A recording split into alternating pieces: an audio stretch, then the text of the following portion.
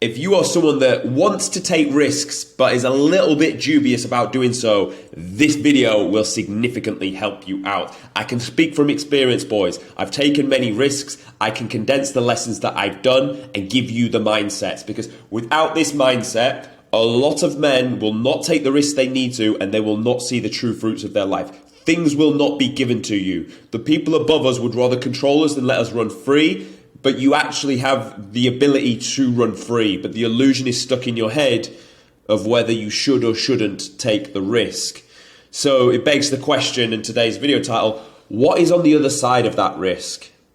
What is on the other side of the cliff? What can we see down below? Is it fucking good or is it worth it? Is it scary or should we stay where we are? That's what we're going to answer in this video. The first question you have to ask yourself is, who here wants to be in the same position in exactly 1 year's time? And I mean exactly the same position, not worse, but in exactly the same position. You have the same amount of muscle, make the same amount of money, hang around with the same amount of people, and have the same level of experiences. The problem with that is, even if you said, yeah, my life's pretty good, it wouldn't be that bad, you wouldn't even maintain it. You would decline in some way or another because you get bored and you do stupid shit. And you'd counteract your life and your life would decline. So to maintain is not even really an option. You're either winning or you're losing. You're either growing or you're dying. And that's just the reality of it. Everything you want is on the other side of risk. There's quite a nice, cute saying, but I think it's gay and I have a big problem with it. Everything you want is on the other side of risk. So that means we need to focus on the risk. The risk is not the thing you need to look at. It's time. Don't focus on the risk, focus on time. Imagine I come to you, this is you by the way, on your deathbed, you've got 1 minute left to your name. And I come to you and say, in this bout, in this session of life, did you give it your all? Did you reach your true potential? Did you leave everything off the table or on the table, whatever the fuck the saying is? Imagine having to say to me, no, I could have done more here. When I was 25, I wanted to go and do this thing, but I let society talk me out of it. Society being parents, friends, media. Imagine having to tell me no. At the end of your life, when you've no time left, telling me you didn't take the risk. Because you were scared, because you got talked out of it, because you got fucking distracted by your stupid phone. Imagine having to say that. How do you think you would feel in that last minute of your life, by the way? The last minute of your life. We know time is the most important commodity on earth. And you would feel shame. You'd feel fucking shame. The lowest point of frequency. If anything, we don't know what happens when we die. This is going to get deep. We don't. So you would like to think that at the point of closing your eyes, you go to a space that we don't know about, but ideally it would be the highest form of frequency, enlightenment. Now, just before you're going to go to that point, you will live the lowest 20 hertz of frequency, shame, worse than guilt, worse than fear. I honestly couldn't think of anything worse. I couldn't think of anything worse than the last minute of my life being on that deathbed thinking, I could have done more. I could have pushed it a bit more. Fuck, would it have really mattered now if I did speak to that girl and she rejected me? Would it have really been the worst thing in the world if I moved to this country and no one really liked me and I didn't get on that well and then I pivoted and moved to another one anyway? Would it really have been that bad if I tried this business because it was true to my core and my purpose, but I didn't, so I stayed in the job I was in. I just worked for someone else and let them tell me what to do because I'm a little bitch. Imagine having to do that in your last minutes. I've kicked your family out the hospital room and I've asked you this question and that's how you feel just before you fucking die. Don't let that be you. Don't fucking let that be you, for goodness sake. It's not about risk. It's not about everything you want is on the other side of risk. It's that you have an obligation in life to live with 0 reps in reserve. Do whatever you can to live to 0 reps in reserve. That should be your only concern. It's not, is this event risky? It's, am I living with 0 reps in reserve? And if you say to yourself, I've got 3 or 4 reps in reserve, no problem, then you've got enough appetite inside you to go and do the thing that you're trying to do. I'm not saying make stupid decisions. I'm not saying try and walk on fucking fire. I'm not saying try and swim underneath some ice lake shit for views on fucking TikTok. I'm not telling you to move across the world and trade crypto. It's not what I'm saying at all. I'm telling you to live life with 0 reps in reserve. I'm telling you to look at life in a perspective of time and not in a perspective of risk. Because what's on this side of risk?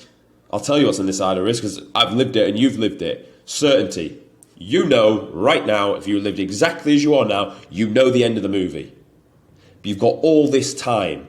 And time is the most beautiful thing we've been given on earth. It's more important than money. Because money can be gone and made again very quickly. If you own a business, you'll know how quickly you could just make money out of thin air.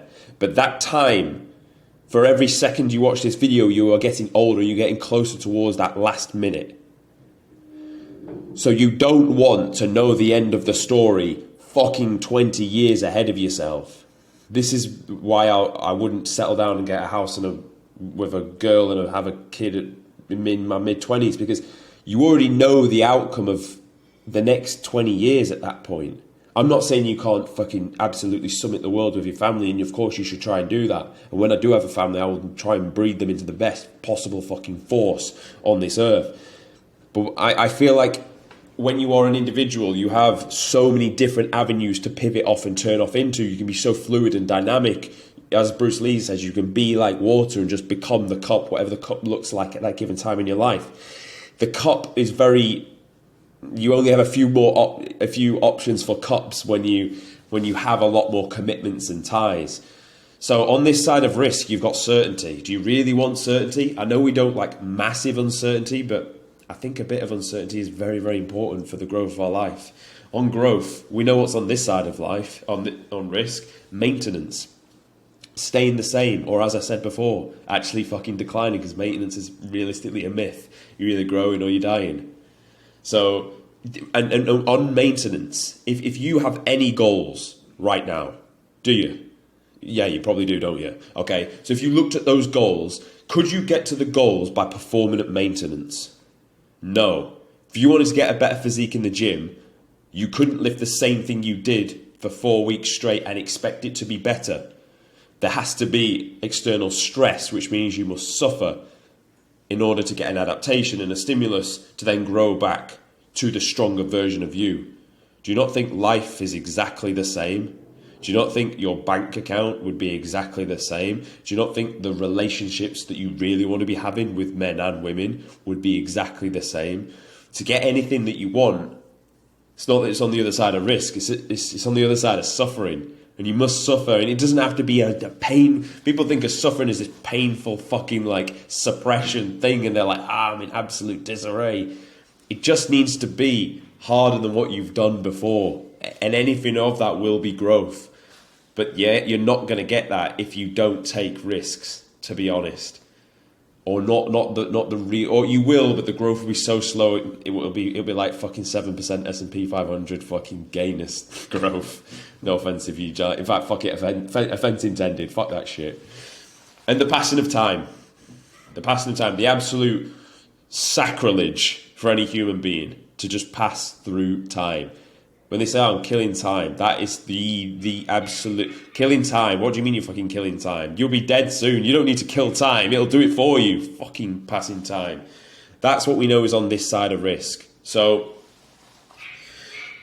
you have to ask yourself, like, is the risk worth it versus the time? Now, I'll just give you an insight into my own life and my experience with risks. So, 16 years old, joined the army...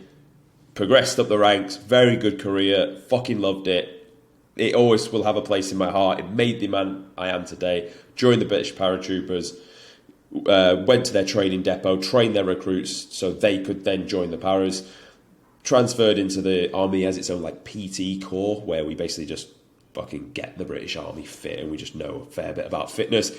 Passed into that, did that for 2 years, and then at that point completed 10 and a half years at this point, so I'm 20, just about to turn 27.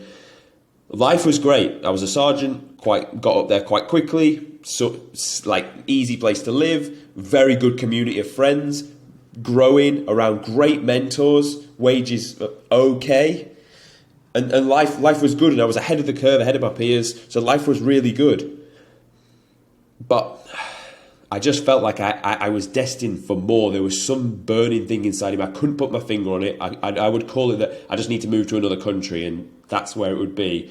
Not knowing that was a thing I was really looking for, because I knew it was deeper, but I couldn't put my finger on it. So I applied for this personal training company, because obviously I've always loved fitness, the gym. That was the sector I was in within the army. That was my passion. That was what I knew the most about. That's where I could add the most value into the marketplace, and it was my true passion anyway. Obviously I could add the most value because it's the thing I'm most interested in. So I was searching on LinkedIn for like PT jobs Dubai, PT jobs Australia, because they were the two countries I thought, yeah, they're pretty cool and they pay all right for trainers. And I stumbled upon this company called Ultimate Performance. Shout out to them, very, very good company. If you are into personal training or want to be a good coach, even online, go and serve with them for at least a year. They will fucking make you into the top 10% of trainers, coaches across the globe. Fact. They are the best in the world at what they do, and that they fucking turned me into an exceptional trainer. But anyway, I went through their recruitment process, which was like a 5-step process, loads of interviews and fucking checking and shit and case studies.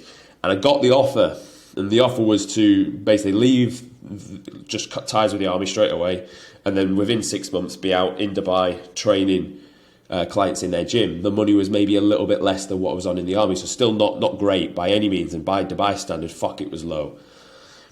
But part of me inside me was like, should I do it? Should I not? And I was just like, fuck it. And I thought back to being sat on my bed when I'm 60 going, would I have regretted that? If I had done 40 years service in the army, would I have regretted what could have happened off the back of that opportunity to go to Dubai? And yeah, was the answer. I thought, yeah, fucking right, I'll regret it. So I'll just jump back in 2 feet and go fucking send it. And I did. And it was a struggle. Fuck me.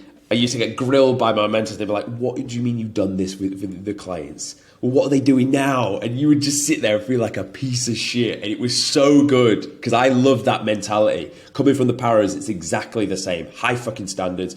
Get grilled if you're not up there. And that's how I live. That's my mentality anyway. So it was really refreshing and I quickly got on board. And the year was successful. We got some good results in. We made some great friends.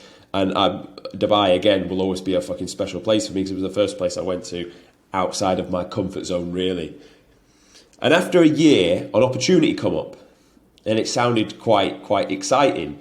And this was to go to another country in the Middle East to train an army this time as like a contractor, using the services, using the skills I had and the reputation in the army to go and train essentially their military within PT.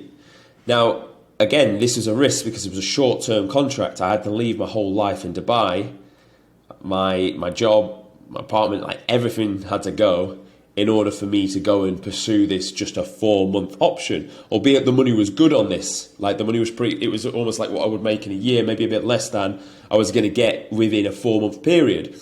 So I weighed up the risk with that and thought, well, okay, well, I'm going to have a fair amount of money anyway. But I didn't know what the fuck I would do after. But there was still just something that drew me towards it where I was like, yeah, but imagine I say no, where am I going to be in a year's time? Okay, well, I'll still be working at this gym.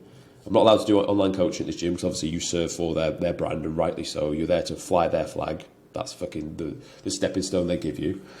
So rightly so. So I can't do my own stuff. I can progress in their company, but then what does that really look like? And when you zoom out and think about it, do you really want to progress in someone else's company, or do you have your own burning desires and passions that you want to do for yourself?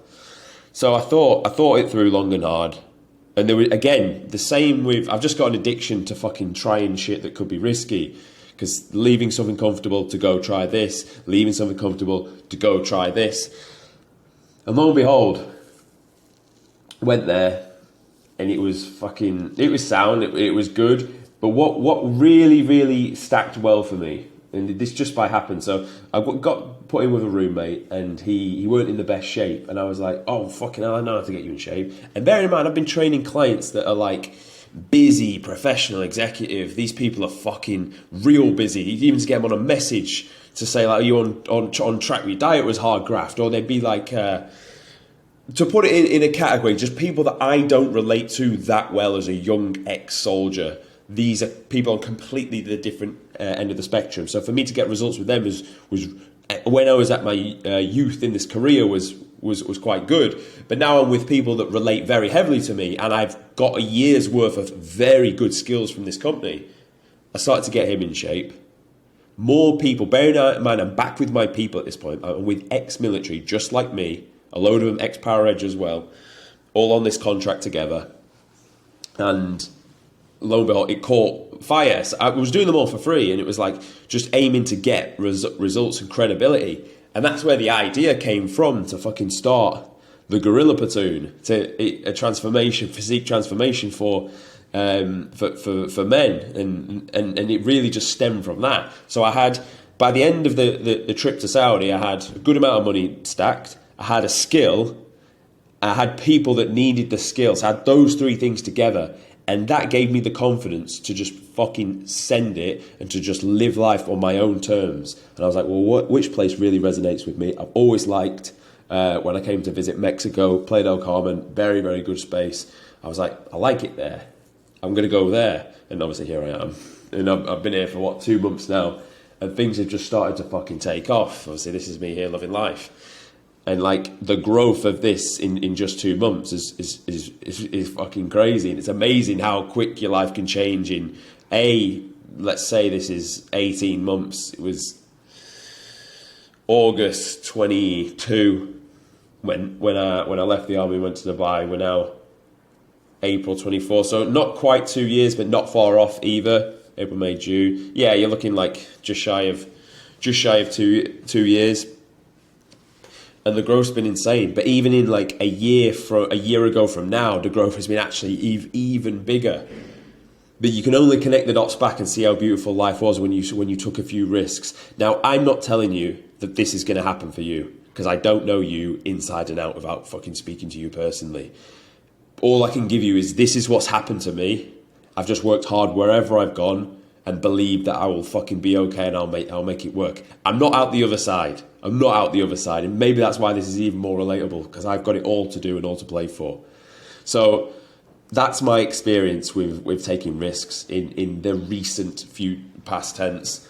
So I hope this does just give you an insight, if nothing else. But always just remember, live life with 0 reps in reserve, because you don't want to go out looking like this. You want to go out with fucking peace, joy, enlightenment, and to look back on your life and be like, fuck, that was sick. I don't care if I fucking sniff it in 45 seconds, let alone a minute, because nothing's been left on the table. I took risks where I needed to. I created something beautiful that was true to my core. I helped a lot of people. I birthed some fucking children, and I helped them grow to carry on my fucking bloodline. So I hope this just opens your mind to things, boys. If you found this useful, sick, subscribe to the channel. There'll be more dropping like this. Follow me on Instagram, a little bit more personal stuff. And if you want me to change your fucking life with your physique, then there'll be a link in the description. Just book a call. We'll chat from there. See you in the next one.